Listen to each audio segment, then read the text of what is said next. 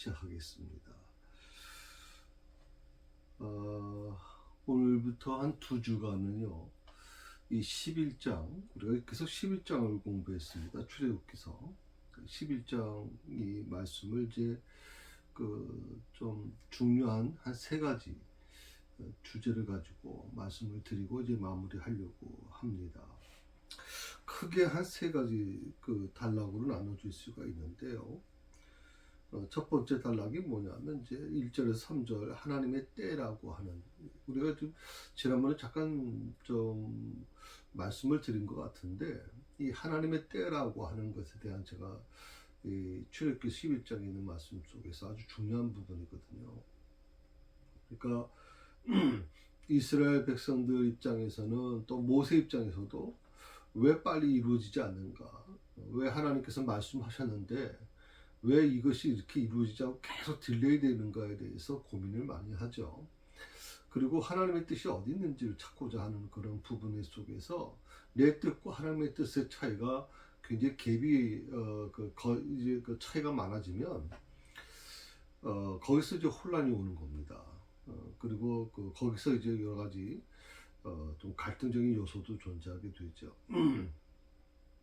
오늘 말씀 바로 하나님의 때에 대한 부분을 하나님께서 분명하게 말씀하고 계시는 겁니다. 분명히 말씀하고 계시죠. 하나님의 때는 결코 우리가 생각한 것처럼 늦는다거나 아니면 이루어지지 않은 그런 부분이 아니라는 걸 분명히 말씀하고 계셨죠. 그리고 하나님께서 정하신 때에 하나님은 반드시 이루신다라고 우리에게 그렇게 말씀하고 계십니다. 두 번째 크게 단락이 뭐냐면 이제 4절에서 8절에 있는 말씀이죠. 거기에서 이제 이 무능력이라고 하는 부분이 나오게 되는 거죠. 이 바로라고 하는 이 애굽의 왕은 굉장한 권력을 갖고 있다 보니까 자신이 마치 모든 것을 할 수 있다고 생각을 한 거죠. 이 착각입니다. 마치 본인이 이제 신의 영역에 들어가 있다 할 정도로 착각 속에 살아왔죠. 어릴 때부터 그렇게 아마 교육받아 왔을 겁니다. 그러나 그것이 없어졌을 때 어떻게 되는가? 참 이 바로가 자기의 무능력을 아마 깨달았을 거라고 생각이 들거든요.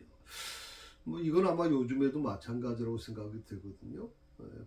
좋은 부모 만나서 부모가 이제 여러 가지 세상의 권력과 재산을 많이 갖고 있는 사람들일 경우에는 그 자식이 거기에 이제 기대해가지고 이제 살아간단 말이죠. 어릴 때부터 부모의 그 권세를 가지고 하다 보니까 자신의 처지가 마치 뭔지를 잘 모를 때가 많아요. 요즘 젊은 아이들 좀 왕자 공주처럼 키우다 보니까 이제 또 그런 부분들이 좀 많이 있잖아요. 그래서 그런 부분에 있어서 그것이 다 걷어간다는, 부모님의 모든 재산, 부모님의 모든 그런 배경 다 걷어가고 나 혼자 있다면 어떻게 될까요? 예. 그때 느껴지는 게 아주 굉장히 심각한 외로움과 자신의 무능력을 깨닫게 된다는 거거든요. 어떻게 보면 이건 굉장히 중요한 부분이라고 저는 생각을 하고 있습니다. 그래서 이 무능력에 대한 부분을 제가 말씀을 드렸고요. 그 다음에 이제 9절에서 10절에 있는 말씀은 그 방법에 대한 부분이 거든요. 그래서 하나님께서 어떻게 이 부분을 매듭을 지실지에 대한 부분을 모세에게 방법을 말씀하고 계시는 부분입니다. 자, 우선 첫 번째 하나님의 때에 대한 부분을 좀 같이 나눠보십시다. 하나님의 약속은 반드시 이루어진다는 거죠. 하나님의 약속이 반드시 이루어지기 때문에 약속을 붙들고 낙심하지 말라라고 하는 것이 바로 오늘 이 1절에서 3절에 있는 11장 1절에서 3절에 있는 말씀의 주 내용입니다. 그러니까 하나님의 약속은 반드시 이루어진다. 그러니 약속 붙들고 낙심하지 마라 하는 거죠. 이스라엘 백성들은요, 400년 전에, 430년 전이죠. 아브라함에게 하셨던 약속, 그 약속을 붙잡고 그들이 살아왔거든요. 430년이 여러분 하루 이틀이 아니잖아요. 430년을 애굽의 노예로 산다는 거, 그것도 일반 뭐 시민도 아니고 노예 신분으로 산다는 것은 굉장히 고통스러운 일이고 자기 정체성을 잃어버릴 수밖에 없어요. 지금도 뭐 중국에 그 우리 뭐 조선족이라고 하죠. 보통 연변을 중심으로 소수민족으로 이제 살고 있는 우리 조선족 같은 경우 같은 우리 민족 아닙니까? 그때도 불구하고 그분들하고 이렇게 대화를 하다 보면 그분들은 자신이 중국 사람이라고 생각을 하는 거예요. 그러니까 우리가 볼 때는 우리가 똑같이 살고 우리 말도 쓰고 하니까 우리 민족이라고 생각을 하지만 그분들은 그곳에서 오랫동안 거기서 살아왔잖아요. 그리고 또 중국 뭐 시민권도 갖고 있고 그러다 보니까 그런 부분들이 굉장히 강하게 갖고 있는 거죠. 어떻게 보면 그런 시간 속에 오랜 시간 속에 그것이 이제 물들어갈 수밖에 없고 익숙해질 수밖에 없는 건데 사실 430년을 정말 물들지 아니하고 쉽게 말하면 하나님의 선민으로서 이스라엘 민족에 대한 그 정체성을 지키고 있다는 것은 대단한 거라고 생각을 합니다. 그래서 그것은 가능했던 게 뭐냐면 그들은 아브라함과 맺은 하나님의 약속을 그들은 기억했다는 것이죠. 그래서 그 약속을 붙들고 그들은 430년을 살아왔거든요. 그리고 하나님의 때가 됐을 때 그때 하나님이 그 약속대로 응답해 주신 부분들이 나타나는 것이죠. 자, 우리가 낙심하는 이유가 무엇입니까? 약속이 이루어지지 않기 때문입니다. 위대한 어떻게 보면 뭐 기대한데 우리가 기대한 만큼 이루어지지 않다 보니까 우리가 이제 실망하고 낙심할 수밖에 없는데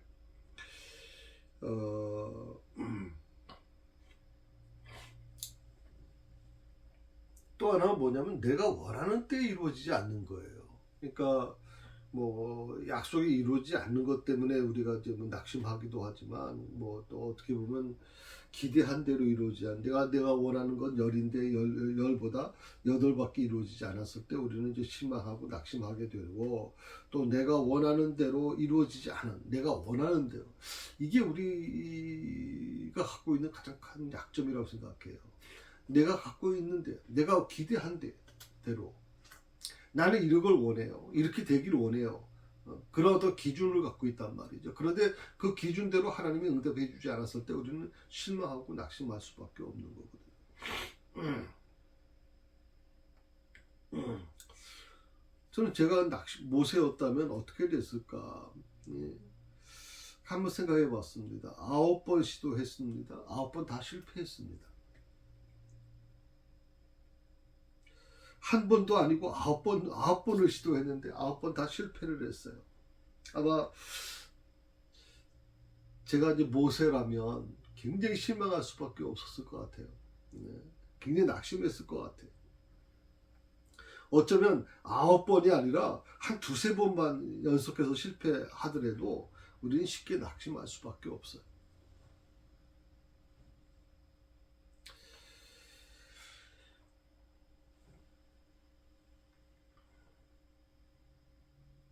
하나님께서는요 모세에게 분명히 약속해 주셨거든요. 무슨 약속을 했는지 우리 출애굽기 3장 20절을 한번 찾아보셨으면 좋겠어요. 출애굽기 3장 20절에 보게 되면 이런 말씀을 하세요. 한번 여러분 성경 갖고 계시면 이거 한번 찾아보시면 도움이 될 것 같습니다. 3장 20절입니다. 예, 제가 읽겠습니다. 내가 내 손을 들어 애굽 중에 여러 가지 이적으로 그 나라를 친 후에야 그가 너희를 보내리라. 내가 애굽 사람으로 이 백성에게 은혜를 입히게 할지라 너희가 갈 때 빈손으로 가지 아니하리니 여인마다 그 이웃 사람과 및 자기 집에 우거하는 자에게 은폐물과 또 금폐물과 의복을 구하여 너희 자녀를 꾸미라. 너희가 애굽 사람의 물품을 취하리라. 20절부터 22절 정도 나와 있는 말씀이죠.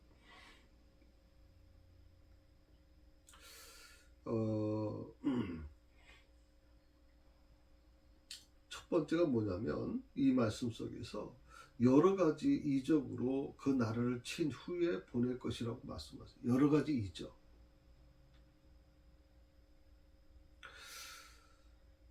하나님께서 3장 20절에서 22절에 있는 주신 말씀처럼 여러 가지 이적으로 나라를 친 후에 보낸다. 그런데 한 두세 번이라면 이해가 되겠지만 9번이나 쳤는데도 보내질 않는 겁니다. 9번이나 쳤는데 하나님의 말씀은 반드시 어떻게 보면 하나님의 말씀은 분명히 그렇게 말씀하셨고 여러 가지 이적으로 나라를 친 후에 그런데 이 9번이라고 하는 것은 그러니까 이 모세가 갖고 있는 마음, 우리가 갖고 있는 어떤 기준과 하나님의 기준이 너무 다르다는 거거든요.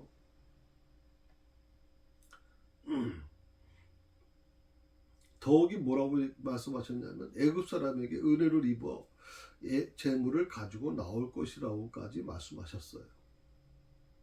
그리고 모세는 그 약속을 믿고 하나님의 약속을 믿고 위험을 무릅쓰고 바로에게 나아가 이적을 일으키게 됩니다.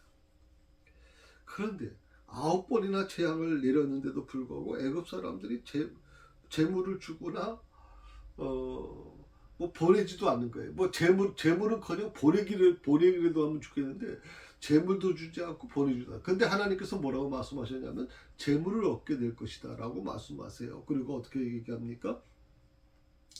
은폐물과 금폐물, 의복을 구하여 너희 자녀를 꾸미라고 말씀하셨거든요. 너희가 애굽 사람의 물품을 취할 것이다. 그런 징조가 전혀 보이질 않아요. 9번 재앙이 이루어졌음에도 불구하고 그런 징조가 전혀 보이질 않는 거예요. 이럴 때 사람들은 낙심할 수밖에 없어요. 저는 이 모세라는 사람을 지도자를 한번 생각해 봤습니다.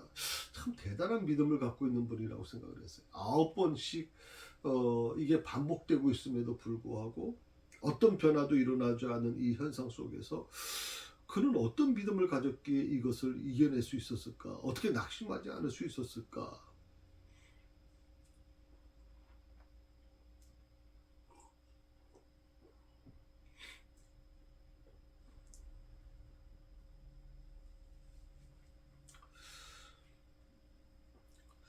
더욱이 어떻게 됐습니까? 바로가 더 강해지는 겁니다. 더 강박해지는 겁니다. 그래서 바로 앞에 갈 수도 없을 정도가 되어버렸거든요. 이렇게 되면요. 실망하고 낙심할 수밖에 없어요. 그런데 하나님은 마지막 10번째 재앙을 내리기 전에 모세에게 이렇게 다시 말씀하십니다. 우리 1절의 말씀을 한번 보실까요? 11장 1절입니다. 여호와께서 모세에게 이르시기를 내가 이제 한 가지 재앙을 바로와 애굽에 내린 후에야 그가 너희를 여기서 보내리라. 그가 너희를 내보낼 때에는 여기서 반드시 다 쫓아내리니.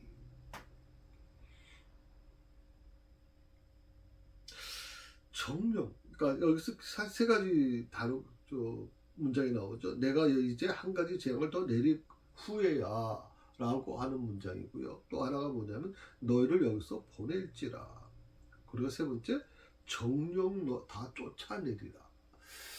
이 세 가지 문장은 굉장히 중요한 부분이에요. 그러니까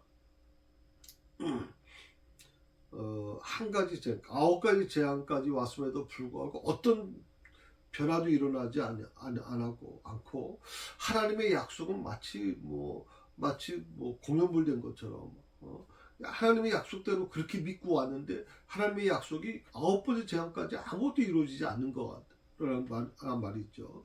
이럴 때 굉장히 고민할 수밖에 없는데 오늘 하나님께서는 이 11장 1절에 들어오셔서 주신 말씀이 뭐냐면 내가 이제 한 가지 재앙을 더 내린 후에야 라고 하는 말씀을 주세요. 9번째 재앙까지 이루어진 게 아니구나. 또 다른 하나님의 계획이 있으시구나 하는 것을 분명히 말씀하고 계시는 거고 그리고 뭐라고 말씀하냐면 너희를 여기서 보낼 것이다 라고 약속하세요. 그리고 너희를 보내는데 어떻게? 쫓아낼 것이다. 아니 지금 애굽 땅에서 나가는 거에 대해서 그냥 그렇게 경기까지 하면서 바로가 아주 노발대발하고 있는데 9번째 재앙까지 이루어졌음에도 불구하고 아무것도 이루어지지 않고 있는 이 현실 속에서 정령 다 내쫓으리라라고 하는 얼마나 분명하고 확실하게 말씀하고 계신지 몰라요. 어떻게 보면 눈에 보이는 게 아무것도 없잖아요. 어떤 징조도 없어요, 여러분. 바로는 더 강박해지고 있습니다. 더 강하게 막 아주 몰아치고 있습니다. 그런데 하나님께서는 놀랍게 이해할 수 없는 말씀을 하신단 말이죠. 너희를 여기서 보낼 것이고 정령 다 내쫓을 것이다. 여기서 강조점이라는 게 강조하는 게 뭐냐면 내가 이제 한 가지 재앙을 내린 후에라고 하는 이 문장이에요. 이 내용이 있거든요. 그러니까 내가 한 가지 재앙을 내린 후에 아홉 번째 재앙까지는 아무런 변화도 일어나지 않고 오히려 바로의 마음을 더 강하게 강박하게 만들어 버렸단 말이죠. 그런데 하나님께서 말씀하신 내가 이제 한 가지 재앙을 내린 후에라고 하는 이 말씀 속에서 하나님의 약속은 반드시 이루어진다. 앞으로 한 가지 재앙을 더 내린 후에 이루어진다라고 말씀하고 계십니다. 우리는요, 아홉 번째까지 했는데도 불구하고 이루어지지 않았다고 낙심하죠. 그 아홉 번째까지라는 것은 하나님의 계획은 열 번째인데, 열 번째까지 다 준비하고 계셨는데, 아홉 번째까지에 대한 부분 속에서 우리는 그 아홉 번째 일어나는 그 현상에 우리는 좌절하고 절망할 수밖에 없는 거예요. 그래서 여러분, 믿음이라고 하는 것이 굉장히 중요한 것인데, 믿음이 우리가 아홉 번째에서 스스로 나 자신이 낙심하고 나 자신이 판단하고 하나님께서 뭐 이루어지지 않는다, 하나님의 약속은 어디 있는가라고 자꾸 우리는 되묻고 있는 거거든요. 그런데 하나님은 뭐라고 말씀하시냐면 한 가지 더 재앙이 이루어진 후에, 내년 후에라고 분명히 그 때를 말씀하고 계시는 겁니다.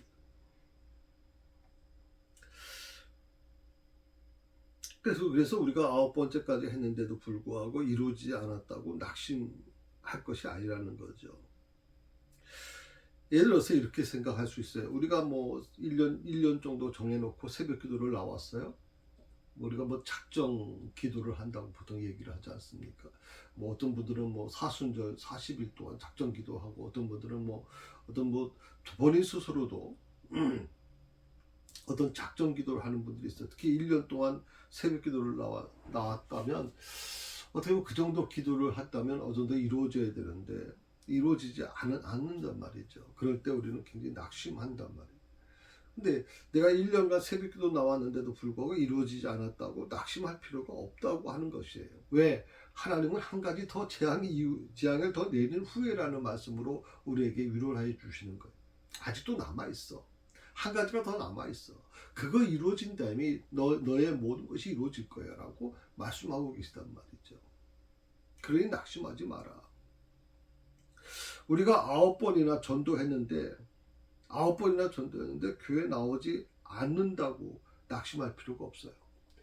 우리가 뭐 매주 토요일마다 이제 전도 이제 봄이 되면서 다시 나가지 않습니까? 나가서 뭐 이렇게 전도하다 보면 여러분 그 전도가 쉬운 게 아니잖아요. 그렇게 열심히 뭐 복음을 전했는데도 어떤 결실도 얻지 못하지 빈손으로 돌아올 때 우리는 굉장히 실망할 수밖에 없어요. 나는 정말 어떤 보면 인간적으로 부끄러움을 감당하면서 복음을 전했고 그렇게 열심히 했는데도 불구하고 뭐 대체 이루어지는 게 없는데 금방금방 막 새신자들이 오고 뭐 전도지 받으신 분들이 감동이 돼가지고 막 새 사람 끼가 어디 있어요? 저도 나가고 싶은데요. 저희 과거에 교회 다녔는데 지금 교회 쉬고 있습니다. 이거 전도지 보니까 너무 좋네요. 여러분들 보니까 다시 내 마음속에 옛날의 생각이 나네요. 새 사람께 좀 가고 싶은데 저를 인도해 주시겠어요? 이렇게 하면 얼마나 사실 기쁘겠어요. 그런데 그렇게 많이 전도지를 뿌리고 그렇게 전해주는데도 불구하고 전혀 반응이 일어나지 않을 때 우리는 절망할 수밖에 없죠. 낙심할 수밖에 없어요. 그런데 낙심할 필요 없다 이 말씀이에요. 왜? 아직 한 가지 재앙이 더 남아있다는 거고 그 한 가지 재앙이 내린 후에라고 분명히 말씀하고 계시는 거예요. 자, 그렇게 잘해줬는데 떠났다고 낙심할 필요가 없다라고 하는 것이죠. 우리가 신앙생활을 열심히 했는데 계속 실패만 다가온다고 해서 많은 사람들이 낙심하지만 오늘 말씀을 기준으로 하면 낙심할 필요 없다는 거예요. 뭐 9번이나 전도했는데 뭐 9번 뭐 열심히 나는 뭐 잘해줬는데 근데 불구하고 뭐 배신하고 떠난다. 이런 거에 대해서 우리가 낙심하는데 낙심할 필요가 없다. 내가 신앙생활을 열심히 했는데도 불구하고 계속 실패가 온다? 그때 우리는 그 의문을 갖게 되는 거죠. 정말 하나님이 살아계시는 거야? 하나님이 살아계시면 어떻게 나에게 이렇게 대할 수 있을까? 내가 그토록 그 신앙생활을 얼마나 열심히 했는데, 그런데 낙심할 필요가 없다는 것입니다. 하나님께서 말씀하십니다. 내가 이제 한 가지 재앙을 바로와 애굽에 내린 후에야 마지막 한 가지가 더 남았다는 겁니다. 마지막 한 가지가 더 남았다.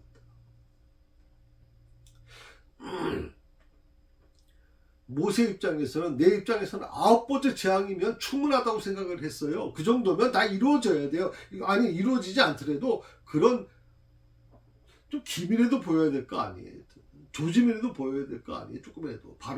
바로의 마음이 막 흔들린다거나 이런 게 나와야 되잖아요. 그런데 9번째 재앙이 이루어졌음에도 불구하고 바로는 끔찍도 하지 않아요. 또 오히려 더 악해졌단 말이죠. 자, 그럴 때 우리는 굉장히 실망할 수밖에 없는데, 근데 하나님께서는 뭐라고 말씀하시냐면 아직도 마지막 한 가지가 더 남았다고 말씀하십니다. 그래서 우리가 이 갈라디아서 6장 9절에 이렇게 사도 바울은 이렇게 우리에게 권면하고 있죠. 우리가 선을 행하되 낙심하지 말지니 피곤하지 아니하면 때가 이름에 거두리라. 할렐루야. 아멘. 선을 행하되 낙심하지 마라. 선을 행하되. 이 선을 행하는 것 자체가 굉장히 귀한 겁니다. 그런데 우리가 이 선을 하다가 어떻게 보면 때때로 굉장히 낙심할 때가 많아요. 그 선을 행하는 것이 더 크면 클수록 더 낙심은 더 커집니다. 근데 오늘 사도 바울은 귀한 말씀을 주시죠. 낙심하지 말아라. 피곤하지 아니하면 내가 때가 이름에 반드시 거둘 것이다라고 말씀하시죠. 이 갈라디아서 6장 9절에 있는 말씀이 바로 오늘 이 출애굽기 11장 1절에 있는 말씀과 같은 거라고 생각해요. 하나님께서 모세에게 이르시되 내가 이제 한 가지 재앙을 바로와 애굽에 내린 후에야 그가 너희를 여기서 내보내리라. 그가 너희를 내보낼 때에는 여기서 반드시 다 내쫓으리라.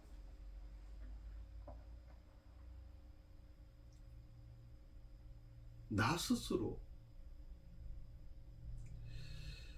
2번이다, 5번이다, 아니면 9번이라고 기준을 삼으면, 그러니까 그 기준을 삼고 그때까지 이루어지지 않으면 낙심하는 거, 우리 신앙생활에 너무 많아요, 여러분.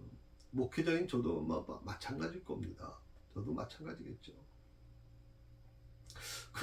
그렇게 인간적으로 노력했고 수고했는데도 불구하고 결국에는 내가 원하는 때에 이루어지지 않은 것을 보면 그거에 대해서 우리는 굉장히 실망할 수밖에 없는 거거든요.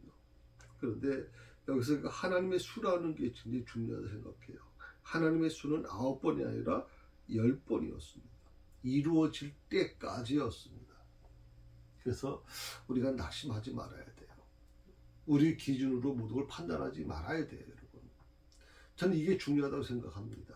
하나님의 때를 우리 스스로가 우리의 어떤 상식과 우리의 어떤 기준, 우리의 어떤 경험을 통해서, 지식을 통해서 판단해 버린다는 거죠. 한 5번째 정도면 이만큼 나타나야 되고 9번째 재앙이면 이 정도 나타나야 된다 생각을 했는데 그것이 전혀 이루어지지 않고 내가 생각했던 거하고 내가 믿었던 거하고 다르게 나타나게 되면 우리는 크게 실망할 수밖에 없잖아요.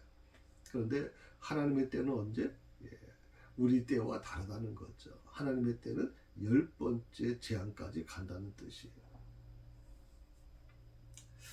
그러니까 하나님 약속을 붙들고 일하면서 기대한 만큼 이루어지지 않는다고 우리가 낙심하지 말아야 된다는 것입니다. 하나님의 약속은 반드시 이루어진다는 것이죠. 할렐루야. 하나님의 약속은 반드시 이루어진다. 하나님이 말씀하십니다. 이제 한 가지 재앙 내린 후에 정령 이루어질 것이라고 말씀하십니다. 약속하신 대로 하나님은 결국 보상해 주시기 때문에 우리는 낙심하지 말아야 됩니다. 바울은 빌립보서 1장 6절에서 이렇게 고백합니다. 너희 속에 착한 일을 시작하신 이가 그리스도 예수의 날까지 이루실 줄을 우리가 확신하노라. 너희 속에 착한 일을 시작하신 이가 그리스도 예수의 날까지 이루실 줄을 우리가 확신하노라. 아멘. 그렇습니다. 그래서 이 출애굽기서 이 구약 성경에 있는 말씀과 신약이 분리되어 있는 게 아니에요. 구약 성경과 신약은 같이 연결되어 있습니다. 이걸 구속사라는 말을 쓰거든요. 오늘 출애굽기 우리가 11장 1절에 11장에 있는 말씀을 나누고 있지만 출애굽기 11장 1절에 있는 말씀이 어떻게 이 사도 바울이 말씀하고 계시는 뭐 빌립보서라든지 또 뭐 아까 우리가 좀 나눴잖아요. 갈라디아서 6장에서 우리가 선을 행하되 낙심하지 말지니 피곤하지 않으면 때가 이름에 거두리라. 또 빌립보서 1장 6절에서 너희 속에 착한 일을 시작하신 이가 그리스도 예수 날까지 이루실 줄을 우리가 확신하노라. 어떻게 보면 이 사도 바울 서신서에 있는 이 말씀이 오늘 출애굽기서 11장 1절에 있는 말씀과 연결되고 있다는 것이죠. 참 중요한 부분입니다. 이걸 우리가 연결시키지 못하면 마치 그냥 구약성경과 신약성경은 완전히 분리되어 있는 거, 분리되어 있다고 생각을 해버리거든요. 따로따로 있다고 생각하는 거예요. 따로 국밥이라고 보통 얘기합니다만 따로따로 있다고 생각해요. 그러니까 거기서 하나님의 말씀의 그 깊은 진리를 우리가 깨닫지 못하는 거예요. 조금 전에 말씀드린 것처럼 구약성경은 동떨어져 있는 게 아니에요. 구약성경과 신약성경과 같이 연결되어 있단 말이죠. 이걸 같이 연결해서 볼 줄 알아야 우리 신앙에 대한 성경에 대한 어떤 굉장히 깊은 진리를 깨달을 수 있거든요.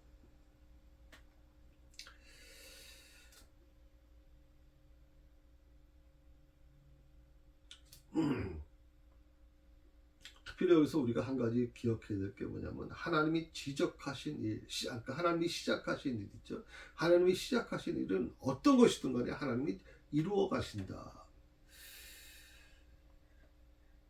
그러니까 시작한 것은 하나님이 끝까지 그걸 책임져 주신다는 것이죠. 그래서 이 빌립보서 1장 6절에도 말씀도 그것 같아요.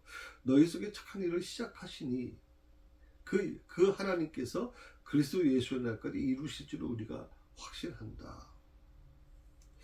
이 말씀을 우리의 삶에 좀 적용해 보면 어떨까요? 우리 교회 부흥은 어떻게 돼요?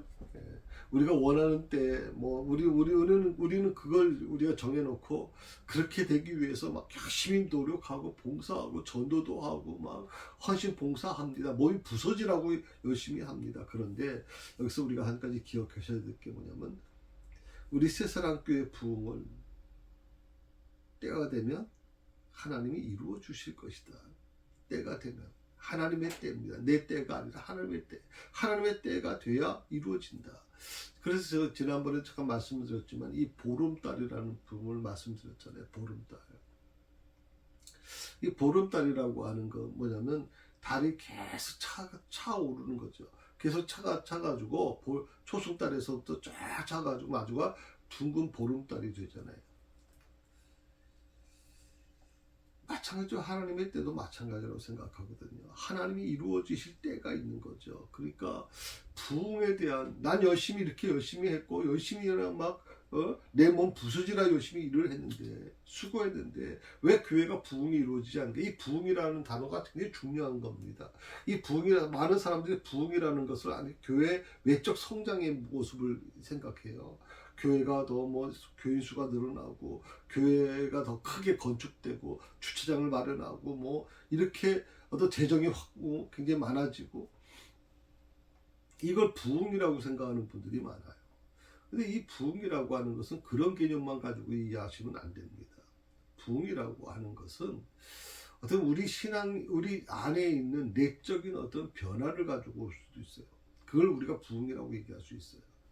에스겔서에 있는 말씀처럼 정말 그런 어떤 내적 변화가 일어나서 하나님의 말씀 앞에 그냥 통곡하며 그 말씀을 삶으로 살아가려고 하는 그런 모습들도 어떻게 보면 영적 변화 부흥의 가장 중요한 부분이죠. 그러니까 우리가 항상 때라고 하는 개념을 우리 기준으로 정해놓고 그때에 이루어져야만 하나님이 내 기도를 들어주셨다. 하나님이 나와 함께 하신다라고 우리는 좀 그렇게 생각을 하는데 그때는 내 때가 아니에요. 내가 정한 때가 아니에요. 하나님이 정하신 때예요. 하나님이 원하시는 때예요. 이걸 인정하는 게 중요해요. 이걸 인정하는 게. 그런데 문제는 뭐냐면 이걸 인정하는 게 참 많이 어렵다는 거죠. 많이 힘듭니다.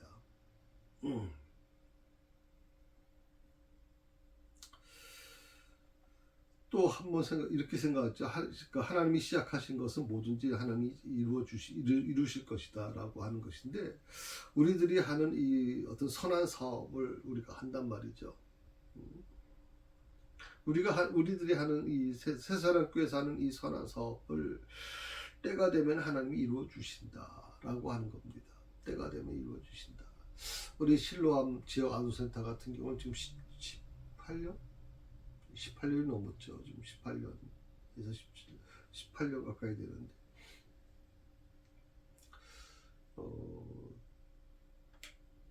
참 어떻게 보면 우리 교회가 사실 그걸 감당할 수 있다는 게 너무 감사하고요. 특히 그 노숙인 사역은 거의 16년 지금 접어들고 있는데 사실 기적이죠. 저는 기적이라고 봅니다. 사실 뭐 서울시 의회의 공무원이 그런 얘기도 했거든요. 남양주의 작은 교회가 어떻게 이걸 감당할 수 있는지에 대해서 의문이라고까지 얘기할 정도였으니까요. 우리는 열심히 정말 선한 사업을 하는데 우리가 어떤 선한 사업을 할 때 어떤 마음을 가집니까? 빨리 이것이 이루어졌으면 하는 생각을 가는데 여기서 중요한 게 뭐냐면 때가 되면 하나님이 이루어 주신다. 우리는 열심히 씨를 뿌리고 물을 줄 수 있지만 그걸 이루실 분은 하나님이시란 말이죠. 또 하나가 이런 얘기를 할 수 있어요. 우리들이 품고 있는 이 가족 구원이라고 생각을 하죠. 내 남편이 믿지 않으면 내 남편을 위한 구원, 자식이 믿지 않으면 자식을 위한 구원, 부모님 믿지 않으면 부모님을 위한 구원. 그런 구원에 대한 부분을 우리가 많이 갖고 있고요. 또 뭐 교회에서 목사님들이나 또 우리 부목사님들이 오시면 항상 얘기하는 게 뭐냐면 가족 구원에 대한 얘기를 할 때마다 가슴이 뜨끈뜨끈거린단 말이죠. 아니 그래도 내가 교회 권사인데 내 남편을 구원시키지 못한 거에 대해서 굉장히 자책감을 느끼고 자식들이 교회 나가지 않는 거에 대해서 자책감을 느끼고 있단 말이죠. 그런 어떤 부담감을 그게 선한 영적 부담감이라면 그게 나쁜 건 아니겠지만 그러나 한편으로 내 마음속에 굉장히 어렵게 느껴지고 나를 힘들게 만드는 아픔을 주는 이 가족 구원에 대한 부분도 내가 원하는 때에 왜 이루어지지 않느냐라고 투정하지 마시고 하나님의 때가 되면 하나님이 이루어지시는 거예요. 하나님의 때가 돼야 돼요. 다시 말씀드립니다. 보름달이 돼야 돼요. 그 보름달이 되기도 전에 마치 보름달이 되기 전에 그 보름 행사를 합니까, 여러분? 보름달이 돼야 하는 보름 행사를 하는 거지. 그러니까 보름달이 될 때까지 그 시간이 필요하잖아요. 하루아침에 이루어지는 거 아니잖아요. 그래서 가족 구원의 문제도 하나님의 때가 돼야 이루어진다 하는 것이죠. 다만 나는 내가 두 손 놓고 손 다 놓고 있으면 되는 거냐? 아니에요. 나는 열심히 뿌려야죠. 열심히 뿌리고 선한 일을 감당해야 돼요. 그래야 하나님의 때가 이루어지는 거죠. 어떻게 보면 우리들의 비전, 다들 나름대로 비전을 갖고 있겠죠. 우리 교회도 비전을 갖고 있지만 그런 비전도 역시 마찬가지로 때가 되면 하나님이 반드시 이루어지실 것이다. 그러므로 낙심하지 마십시오. 낙심하지 마십시다. 이 낙심이라는 게 굉장히 사실 어떻게 보면 두려운 겁니다. 낙심이라는 게 굉장히 지금 문제가 많은 거죠. 그래서 이 부분을 여러분 기억하시면 좋겠어요. 자, 두 번째입니다. 그러니까 하나님의 약속은 어떤 거냐? 내 능력이 부족해도 하나님이 이루시기 때문에 약속 붙들고 낙심하지 말라는 거예요. 그게 바로 4절에서 8절까지 말씀. 오늘 11장 4절에서 8절까지 말씀. 그러니까 하나님의 약속은 하나님이 만들어 가시는 거예요. 하나님이 어떤 분이세요? 세상을 만드시고 창조하신 분이. 그리고 지금도 운행하고 계신 분이에요. 나를 만드시고 나를 지금도 이끌어 오신 분이에요. 그 하나님께서 능력이 부족하신 분이 아니잖아요. 그 하나님께서는 뭐든지 할 수 있잖아요. 그렇다면 내 능력이 부족하다고 해서 내 능력과 상관없이 하나님의 약속은 이루어진단 말이죠. 근데 우리는 항상 어떤 마음을 갖겠냐면 내 능력이 어느 정도 좋아야만 되고 내가 뭐 그런 능력을 갖고 있어야만 더 빨리 이루어진다고 생각을 하는데 천만의 말이에요. 내 능력과 내 어떤 그런 위치, 지위 상관없이 하나님께서 하나님의 때가 되면 하나님의 능력으로 모든 걸 감당하시기 때문에 우리는 하나님의 약속을 붙들고 낙심하지 말아야 된다. 지금 당장 이루어지지 않고 내 눈에 아무것도 보이지 않아도 약속을 붙들고 낙심하지 말라. 그 찬송가에서 이런 그 가사도 있죠. 내 눈에 아무것도 보이지 않아도, 내 눈에 아무것도 보이지 않아도 하나님의 약속 믿고 간다. 이 찬송 참 좋은 찬송이죠. 자, 사람이 낙심하게 되는 이유가 무엇일까요? 결국 자신의 무능력 때문에 낙심하죠. 그러니까 자신의 무능력 때문에 이제 목표를 이루지 못했을 때 우리가 이제 낙심할 수밖에 없어요. 아, 나는 할 수 없구나. 나는 별거 없구나. 별 수 없어 나는. 그렇게 포기하는 경우가 많이 있어요. 낙담이라고 하는 게 뭐냐면 그 사전 찾아보니까 그렇게 나왔어요. 낙담이라고 하는 걸 이렇게 해석하더라고요. 담력을 잃어버린 상태. 담력을 잃어버린 상태. 낙담이라는 게 담력을 잃어버린 상태래요. 그래서 낭망할 수밖에 없고 소망이 떨어져 버릴 수밖에 없어요. 그리고 자신감을 잃어버릴 수밖에 없고 꿈을 잃어버릴 수밖에 없는 거예요. 그러다 보면 어떻게 돼요? 결국 포기할 수밖에 없는 거예요. 자, 다시 말씀드리면 낙담이라는 것은 담력을 잃어버린 상태인데 우리가 보통 낙담하고 소망에서 떨어져 나가고 그리고 자신감을 잃어버리고 꿈을 잃어버리는, 그래서 모든 걸 포기하고 싶어하는 모습들이 우리 안에 있단 말이죠. 아, 나는 별 수 없다고 생각해버리는 거예요. 나는 별 수 없구나.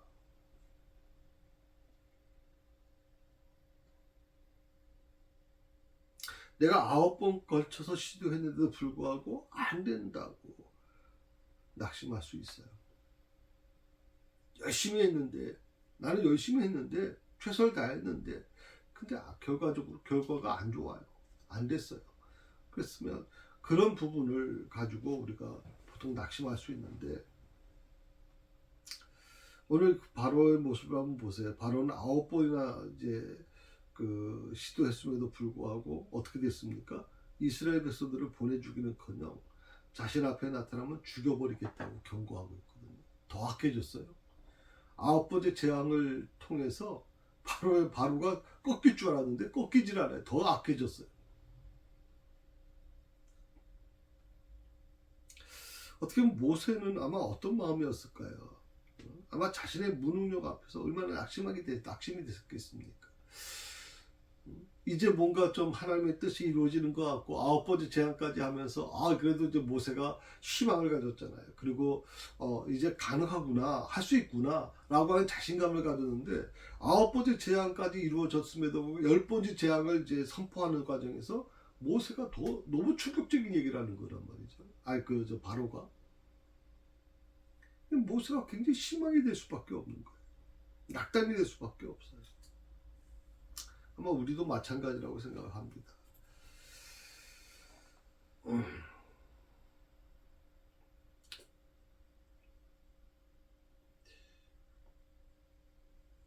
저도 역시 마찬가지로 성도들을 위해서 돕기 위해서 여러 가지 애를 씁니다만은 늘 능력이 부족하다는 걸 제가 느껴요.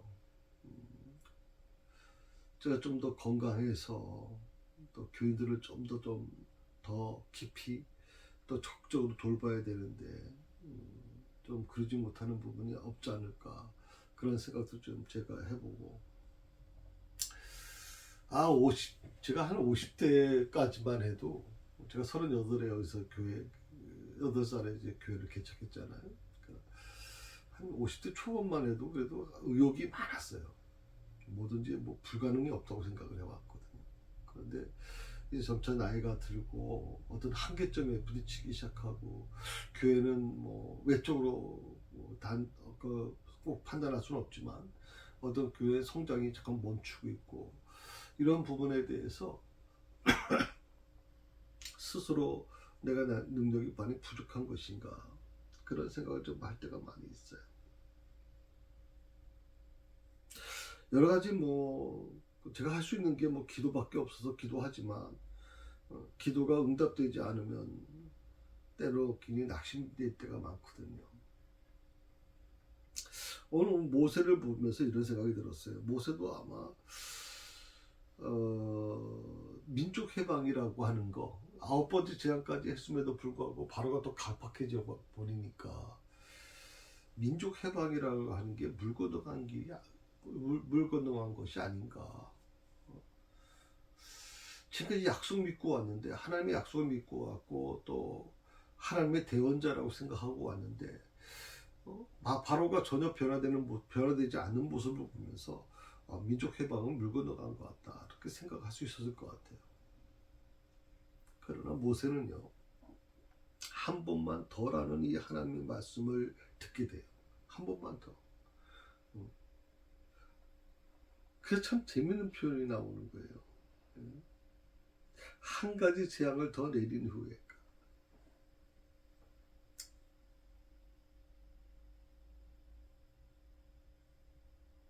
한 번만 더. 이걸 좀 우리 염두에 두시면 좋겠어요. 뭐 어떤 일을 하다가 우리가 좀 안 될 수 있어요. 안 될 수 있어요. 어떤 중요한 시험을 준비했는데 그 시험이 잘 안 될 수 있어요. 많은 사람들이 그럴 때 실망하죠. 특히 이 학생들 같은 경우에는 인생의 중요한 시험들이다 보니까 굉장히 실망이 될 수밖에 없어요. 그럴 때 여러분 자녀들이나 또 주변에 있는 사람들한테 이렇게 좀 격려해 주세요. 한 번만 더. 한 번만 더.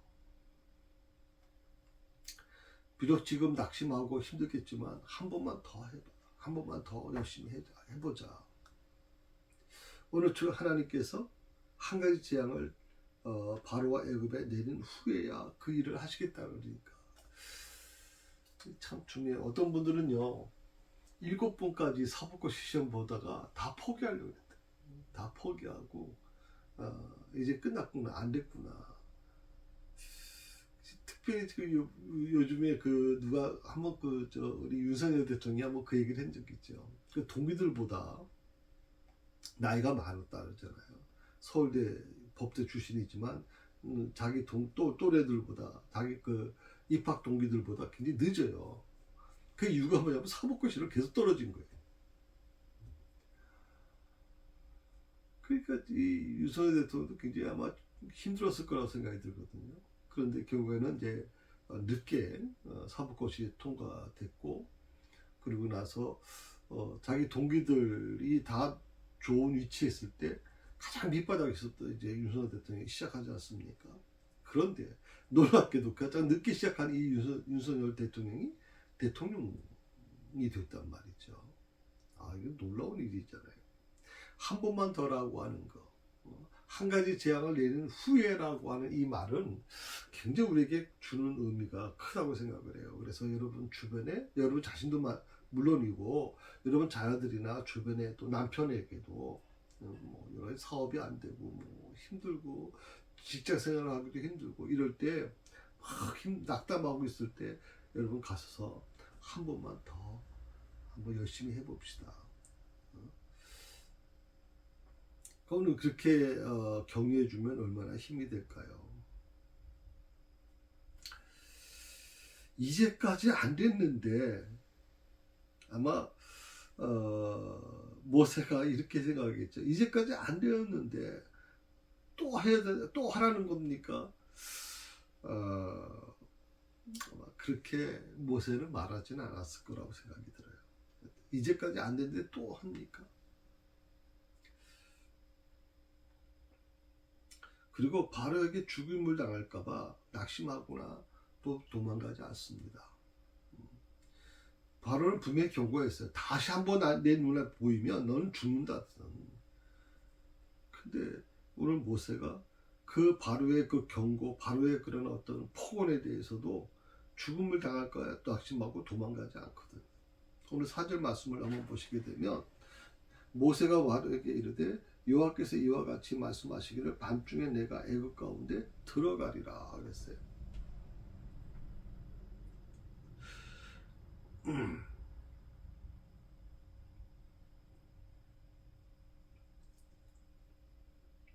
바로에게 모세가 놀랍게도 자기를 죽이겠다고 경고하는 이 바로에게 담대하게 들어갑니다. 바로를 두려워하지 않는 겁니다. 그리고 무엇이라고 말합니까? 하나님의 말씀을 선포합니다. 여호와께서 이같이 말씀하시기를 밤중에 내가 애굽 가운데 들어가리니라고 말씀합니다.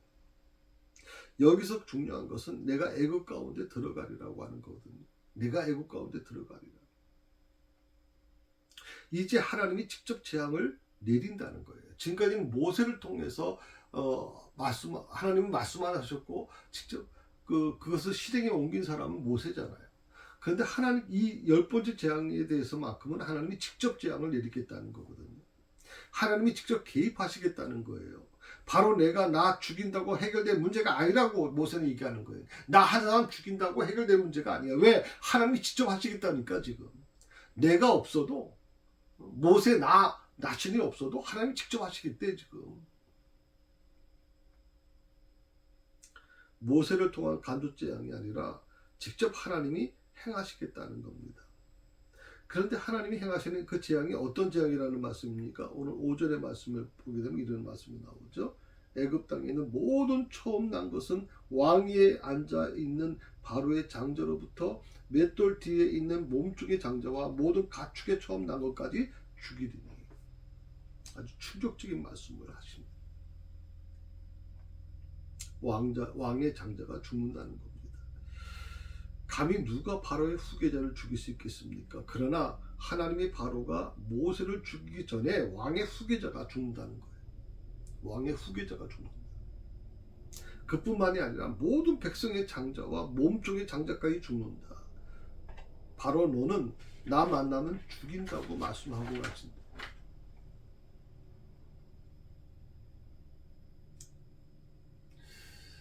바로는 그렇게 얘기했어요. 나 만나면 너는 죽어. 그런데 하나님께서 뭐라고 하는 겁니까? 당신을 만나 당신의 장자를, 당신의 백성의 장자를 죽이겠다는 거거든요.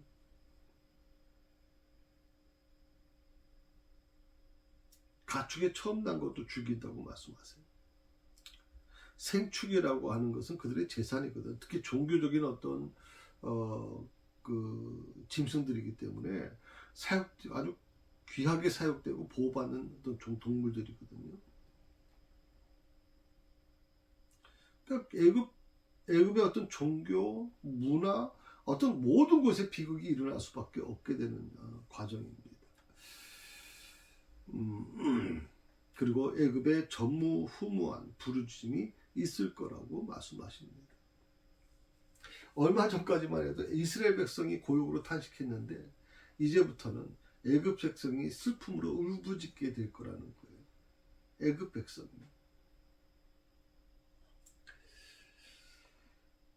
그러나 이스라엘 백성은 어떻게 합니까? 선민 이스라엘 백성들은 7절의 말씀에 보게 되니까 개 한 마리도 짖지 않는다고 이렇게 말해요. 개 한 마리도 짖지 않는다.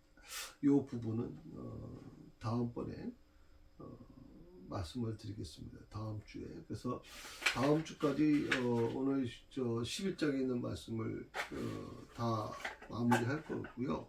그리고 이제 12장에 있는 말씀을 드릴 것입니다. 예, 오늘 여기까지 말씀을 나눴습니다.